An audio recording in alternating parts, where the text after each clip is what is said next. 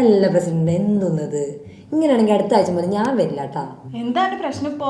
നമ്മളെ കുടുംബശ്രീയിൽ മാത്രമാണ് ഇപ്പൊ 4-5 ആൾക്കാർ. ഇതുവരെ മുഴുവൻ ആളെ ഞാൻ കണ്ടിട്ടില്ല. അല്ല, അല്ലെങ്കിൽ ഇവിടെ വന്നിട്ട് ഇപ്പം എന്ത് കിട്ടാനാ? നമ്മുടെ കുടുംബശ്രീ എന്തെങ്കിലും കൊണ്ട് നടക്കുന്നുണ്ടോ? അതെ, നമുക്ക് ഈ ഓണത്തിന് എന്തെങ്കിലും ഒരു കച്ചവടം നടത്തിയാലോ? ഓണത്തിന് കിറ്റ് കിട്ടൂലേ? കിറ്റ് കിറ്റിന്റെ കാര്യം ഒന്നും പറയണ്ടേ. എനിക്ക് കിറ്റ് കിട്ടിയില്ലേ, വോട്ട് തരൂലെന്ന് ചോദിച്ചാൽ എൻ്റെ അടുത്തേക്ക് ആരും വരില്ല.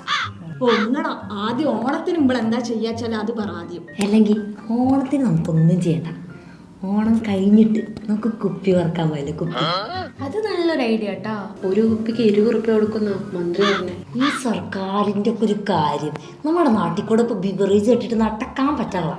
ശരിയല്ലേ, ഈ ബീവറേജ് നടത്താൻ വേണ്ടിട്ട് അവർക്ക് എന്താ നമ്മളെ കുടുംബശ്രീനെ ഏൽപ്പിച്ചാല്? അത് മാത്രം പോരാ, ഈ ലോട്ടറി സ്റ്റാളും കൂടി കുടുംബശ്രീനെ ഏൽപ്പിക്കണം. നമുക്ക് വിട്ടുകൊടുക്കാം. എന്തായാലും ഇതിനു വേണ്ടിട്ട് നമുക്കൊരു പ്രമേയം പാസ്സാക്കണം. എന്തായാലും ഇപ്പോ ഈ സർക്കാർ കേരളത്തിൽ മറ്റു വ്യവസായം തുടങ്ങുമെന്ന് എനിക്ക് തോന്നണേ. LDF വരും, എല്ലാം ശരിയാകും. ഓണവും കട്ടപ്പുക.